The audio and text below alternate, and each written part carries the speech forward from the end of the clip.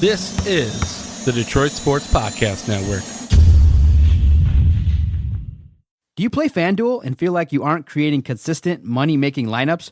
Go over to the DFS Doctors on Twitter at the DFS Doctors and DM them with promo code Detroit Sports to get a free trial for their analytically formulated 70% lifetime profit rate NFL and NBA lineups. The whole purpose of playing daily fantasy sports is to get out there and compete and give yourself a chance to win. So go over to the DFS Doctors. Let them help you. They have analysts on staff that look at the best optimal lineup that you can put out there to win money. So why not take advantage? At the DFS Doctors, promo code Detroit Sports. CBD is a game changer sweeping the nation. This hemp extract is the natural way to elevate your mood, eliminate aches and pains, reduce anxiety, and keep you sleeping all night long. It can even cut your workout recovery time in half. Get in the game today with 20% off all orders of CBD and lavender products from Lavender Lane, a lavender farm located right here in Milan, Michigan. Just go to lavenderlanemi.com today and enter coupon code Detroit for 20% off your entire order. Guys, look, these amazing products are infused with calming lavender to maximize their effectiveness, meaning your CBD items only take minutes to take effect, which is way quicker than those pills you were about to swallow. On top of it, they are perfect for men and women. Lavender Lane has lab-tested CBD creams, tinctures, and roll-ons that are perfect for any situation, even if you're on the go. Put your health back in your hands by heading over to lavenderlanemi.com and entering coupon code Detroit for 20% off your entire order of CBD and lavender products. What do you have to lose? Your satisfaction is guaranteed or your money back. So if you need lavender gifts for your loved ones or just looking for the natural way to ease your discomfort with CBD, go to lavenderlanemi.com and use coupon code Detroit to unlock these miraculous benefits of CBD and lavender. That's lavenderlanemi.com. And remember, use coupon code DETROIT for 20% off your CBD and lavender products from Michigan's own Lavender Lane.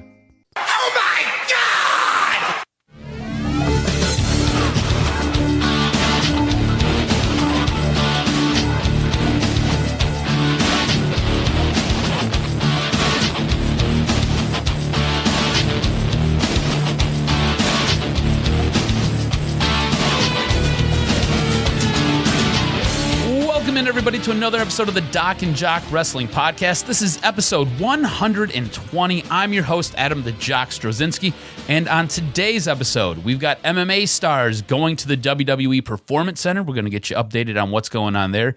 A couple potential Hall of Fame announcements for WWE at WrestleMania, as well as Impact signing some indie scene darlings. Also, we're going to discuss the biggest topics and trends going on in the wrestling universe. A lot to cover with what's going on with WWE and Matt Hardy. A ton to discuss that's going on in AEW. There was a massive indie star signing at AEW. I got to get the Doc's take on all of that. Of course, Cody Rhodes had a fantastic steel cage match. And like I had mentioned before, he's the guy who does it with me every single week. You know him. You love him. Maybe you hate him. I'm not sure. Depends on what's going on and what he's talking about. He is the one. He's the only. He goes by Cinnamon when he's sliding down the stripper pole. He is the Doc, John Macaroon. What's up, cuz?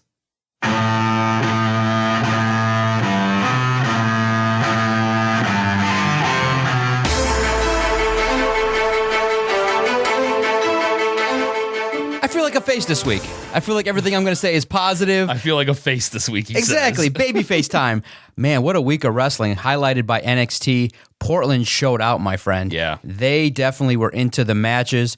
Really, when you look top to bottom at what NXT was able to bring to the table, one of the finest collections of matches that were put together, I think, of all time, and every match delivered. There wasn't even a match that you could even get up and take a piss break on. It was unbelievable. The one complaint I will have, actually, is storyline.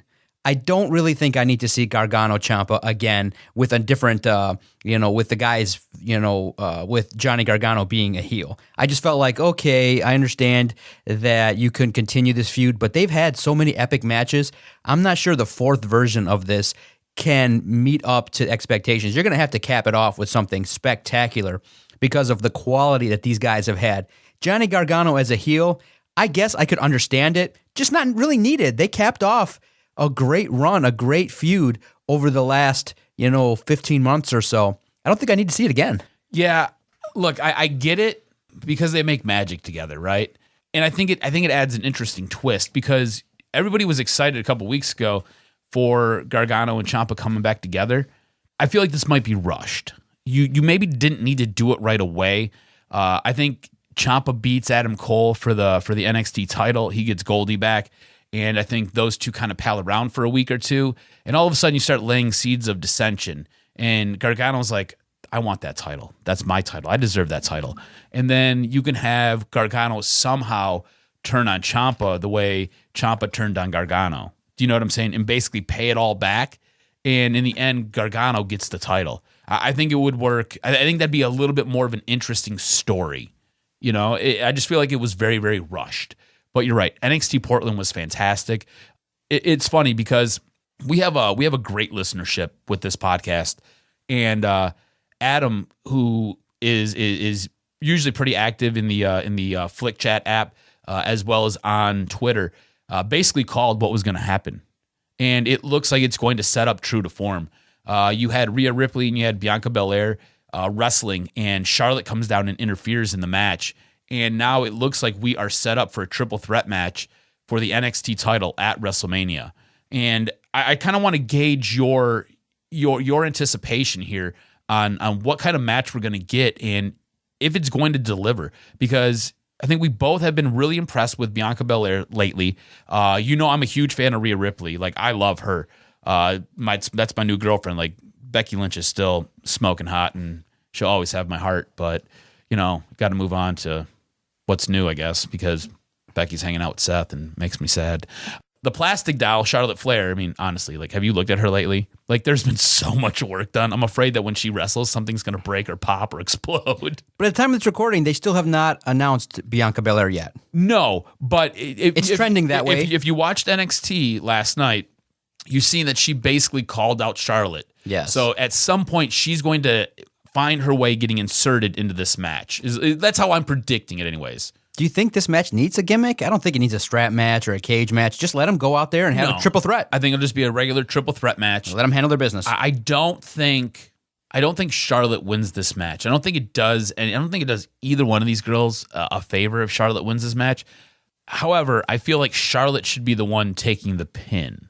Yeah, if that makes sense. Like, she's the one who could suffer the loss and not actually lose. By all accounts, it seems to me that this is Rhea Ripley's time. Yes. It's her time to shine. Yes. Charlotte's not going to take she's not going to go south. She's already made, she's established. So right now, this WrestleMania, you can put over Rhea Ripley. Mm-hmm. I'm all for it. Bianca Belair can have her shining moments as well in the match. So I'm all for it. I can't wait to see it. I like how the build up now towards WrestleMania with these three has shaken out. And in NXT, seeing Charlotte show up kind of brought everything full circle. So it was nice to see Rhea Ripley have a great match. Mm-hmm. She retains her NXT title, and then Charlotte comes out and boom, delivers the goods. And the crowd, I just can't say enough about that Portland crowd. They enhanced the entire experience because they were on it from the entrance of Keith Lee to the final match. It was a great, great NXT Portland, and I loved it. And then we head on over to now Monday Night Raw, and we all thought that, okay, it's the end of Matt Hardy, but there he is again, and he comes out in the neck brace, and maybe now we've seen the last of Matt Hardy. Seeing him on the entrance ramp there, right by the ring, and then getting smashed again by Randy Orton. They delivered again. Mm-hmm. And I wonder how many times they're going to keep doing it, because you're getting a sense that, okay, Matt Hardy's kind of on his way out, but Randy Orton doesn't need to get over this way, in terms of overkill on Matt Hardy. And there's maybe some subliminal, trying to destroy Matt Hardy a little bit and his character from the WWE, knowing that he's probably, teasing a little bit that maybe he could. Oh, bro, he's going to AEW all day. He's going to go somewhere else. And so they're delivering destructive moves on Matt Hardy. Is this the last we're going to see of him? I think so. Look, this was interesting. He was supposed to be written off last week, and it popped such a good number for the overall Raw show that they were like, we got to do it one more time.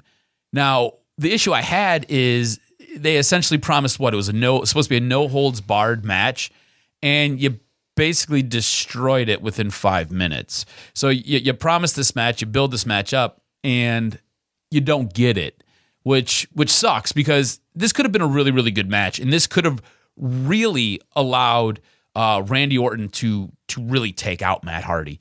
And, you basically got the destruction that you wanted, but you didn't get the match. And I feel like you kind of half delivered. It's like when you're lining up with your missus and you're kind of not really into it, and you got the mini softy going, and it's like not fully rocked up, and you're like, I'm just gonna try to cram this in here, and hopefully it'll work, and we'll see. That's kind of what you got here. You're the woman, and you got the softy, and it just didn't work. It felt a little bit flat. No doubt. And Does that work for you? The penis descriptions? Well, I don't have that problem. You don't have that problem. No, I'm ready to go all day long. All the Viagra. I'm like John Cena, man. I'm ready to run to the ring and handle my business all day long. Anytime you need me, I'm there. Rock hard. I'm ready to go. I'm like, hey, speaking of rock hard, so this is like just great transition here. Gonna go on a tangent here.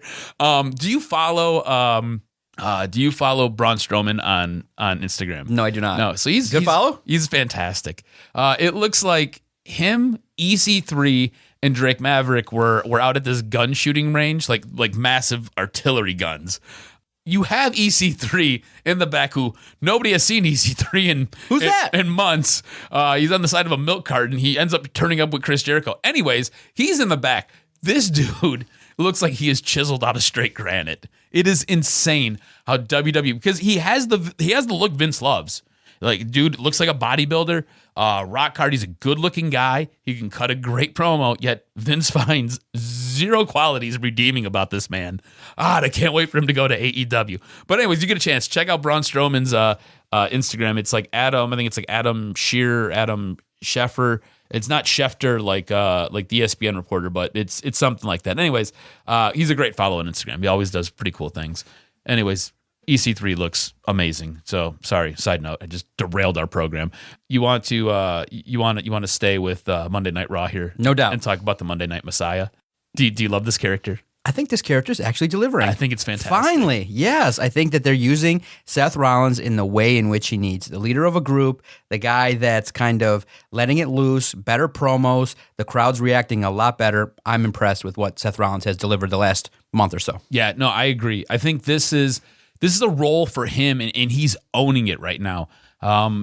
Seth Rollins has always felt a little bit forced, a little bit cardboard, a little bit, here, I have to read these lines verbatim that are on this cue card. And it just seems a little bit more natural for him in this role. He's really taken to it. He's kind of gravitated towards it. And I think the guys that he's working with, I think he's doing them a lot of good. I mean, like, look, Buddy Murphy's fantastic, right? AOP is dominant. And I think you pair them with a guy like Seth Rollins, and it helps everybody get over. It even helps Seth. So I think this is awesome. I really, really do like this. And I think him and his maturation of this character, as well as what you've been getting with Randy Orton, has really helped separate Raw from SmackDown. I think Raw has been a much better product out of the two big WWE brands. I feel like what Raw has delivered week in and week out just seems to make a little bit more sense. I think you've got better storytelling. I think you're utilizing your stars better. You talk about Drew McIntyre and you talk about bringing in MVP, right? MVP had one of the worst botches I think either one of us have seen with that crazy 619. But you give him a second chance and he delivers by essentially taking that Claymore from Drew a couple weeks ago, and then they have another match where he just gets destroyed. Like Paul Heyman sets it up and he gets destroyed. I think this, what Monday Night Raw is giving you is tenfolds better than what you're getting on SmackDown right now. 100%. I didn't even watch last week's SmackDown. Too much of it. Mm-hmm. Just caught the highlights and reviews and things like that. Raw is a lot better. SmackDown, unfortunately, is just caught up at the time where Friday night's kind of tough. You're end of the week, you're kind of passing out, hanging out. So it's just never thought it would be a good day for a wrestling show. It makes no sense. Exactly. I mean, unless you're looking to watch it on your DVR or you're looking to watch it later on. If you have, like, I don't know, I stream TV, so I get all kinds of crazy access to different channels. Like I've got Fox in Spanish in those show SmackDown reruns middle of the week, and it's cool to watch, but it's just like it doesn't make sense with the time slot. It just I don't know. I feel like you could have maybe put this. You could have did SmackDown, honestly, maybe middle of the afternoon on a Saturday or middle of the afternoon on a Sunday. I mean, it doesn't really necessarily work for pay-per-views, and I get that, but it just Friday nights is a rough time slot, and I think that the programming hasn't been good enough to where you're like, cool, I've got to show up and I've got to watch this. I've got to see this. Just hasn't been solid enough. You watched AEW the other night, right? Ooh, Wednesday's AEW. I think I agree with Putnam. Putty was spot on.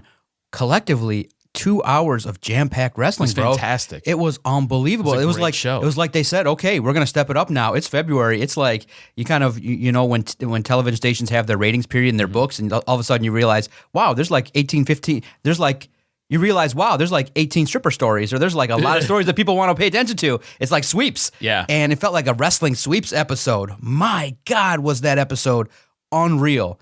AEW Dynamite, highlighted by, I really liked Moxley and Cobb. I loved the cage match. I loved the ambiance. The crowd was highly into it. I actually, you know, the one part maybe that wasn't the best was the women's promo. You know, the new champ, Nyla Rose, kind of came out and it felt a little bit forced. Like it was like she was trying to be tough. You had the other two come in and start to set the scene for the next feuds, but it just felt not as good as it could have been. But the rest of it, I just thought that, wow, collectively, one of the better Dynamites, and everything about it, from Taz being there to call a Jeff Cobb match to seeing a moonsault, a crazy maneuver to end a show. I was just like, thank you. I deserve to see some of that. And right now, hands down, Cody's taken that opportunity that he's been given to run this ship, and he's taken it and he's run with it. Man, what a match versus Jeff. Man, what a match that he had. And it was just unbelievable, the performance that he had. The MJF feud with Cody, holy cow, man. Wardlow. It's pretty awesome. Wardlow held his own. Yeah. Give him credit. Jeff Cobb and Moxley held their own. It was pretty good. I want to talk about Jeff Cobb real quick. Jeff Cobb, if any of you guys pay any attention to the indie scene, Jeff Cobb is a huge name. Jeff Cobb is fantastic. He's a dominant wrestler. He's very, very good. This is really and truly, he's done stuff in ROH, and he's worked with ROH for a while. I think most recently he was the ROH champion. This is his first big spotlight to a national audience, and I think he delivered. I think he did an awesome job. I'm going to be interested to see if he signs with AEW or if this is just a one-off. The hope is he gets a contract with AEW and he finds himself working with them, because I feel like he has so much potential. He just needs to grow a little bit. And I think with the tutelage of guys like Cody Rhodes, you got Kenny Omega, you've got a ton of guys, you've got Chris Jericho, you've got a ton of guys here who could really, really help catapult him and really get him to that next level. Speaking of Cody Rhodes, fantastic match. You know, Wardlow held his own. It was a great steel cage match. The moment of the night, though, I think was his moonsault off the top of the steel cage. Him climbing to the top, just blood all over his face, just busted open. And again, more blood. I was wondering if the blood was going to bother you, because again, this is another Wednesday night Dynamite show where Cody is busted wide open and just violent. But again, thought it was great. He almost overshoots Wardlow, who is getting to his feet at the very, very bottom. I was a little bit nervous about that. Oh, yeah. But overall, I thought it was fantastic. When I kept watching it, I was like, how did they do that? Like, I watched it 4 times. I looked at him like, okay, so Wardlow's got to catch it and he's got to jump back. How does he, like, you got a 250-pound dude that's going to fly at you. You got to catch him and then bump. I just felt like the way I would do it was I'd stand there, then my ankle would collapse, and then I'd miss, or I'd catch a knee to the face. Yeah. Like, you know how they said it. It's got to be timed perfectly. Yep. How do you can't practice that. No. It's just a moonsault that you catch the guy and then fall back. So the way they executed it was unbelievable. Credit to Wardlow, credit the guys for not getting hurt, and credit the fans for uploading their videos quickly. If you go to our Twitter page, @Detroit Podcast, I kept one from a lower angle that was shot from the fans, and they did an amazing job, man. It was great to see it over and over again. It's just a beautifully... It's a beautiful visual to see him do that moonsault off the top, man. It was beautiful, man, and he did it. Yeah, honestly, he's the it guy. He's one of the top 3 guys in the world. Yeah, he's fantastic. AJ Styles, Cody Rhodes, Seth Rollins, Roman Reigns. He's in that mix. Chris Jericho, and he's going to hold it now for the better part of the next 6 years. Dude, he's only getting better. He's revitalized his career, no doubt. From going from WWE, where he was essentially a mid-card talent, a less than, and he is now arguably one of the best in the world right now. He has had. Do you remember when Kenny Omega was like the guy for probably about 2 years when he was in New Japan, maybe 3 years? It's Cody Rhodes now. Cody Rhodes has given you week in, week out the best matches. When you go to a pay-per-view, his matches are the matches that are awesome that you can't miss. I mean, I'm reminded of him and Dustin's match. In like Forever and a Day, that will probably be one of the more fantastic matches that I have seen just because of the emotion that was involved in it. It was great. Both of them held their own. Cycling back to Jeff Cobb, did you get a sense of more like a Taz or more like a Samoa Joe? I got a vibe of that stature that he has. Do you think more that he could be someone that's more sustained or someone like Samoa Joe that can find a nice niche that can have great feuds? Because he's a little undersized. And look, I'm more of a guy that maybe has a Vince eye, not so much that I don't want smaller guys, but I'm not into Tyler Breezes. I'm into AJ Styles because of the vast array of offensive maneuvers that he has. But those short, stocky guys, He reminds me of Rhino. Yeah, Rhino. And then for me, all I kept thinking was, if this guy was in WWE, they would have made him like Otis.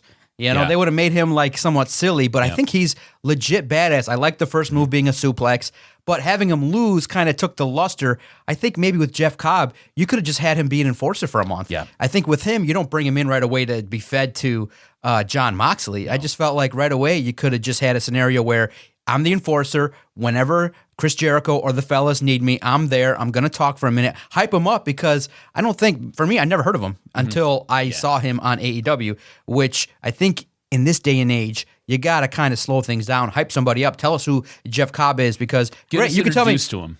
Yeah, you can tell me, great, he's a badass and do all that, but it didn't come off that way. It just seemed like another guy that just showed up. Yeah. So I totally get that.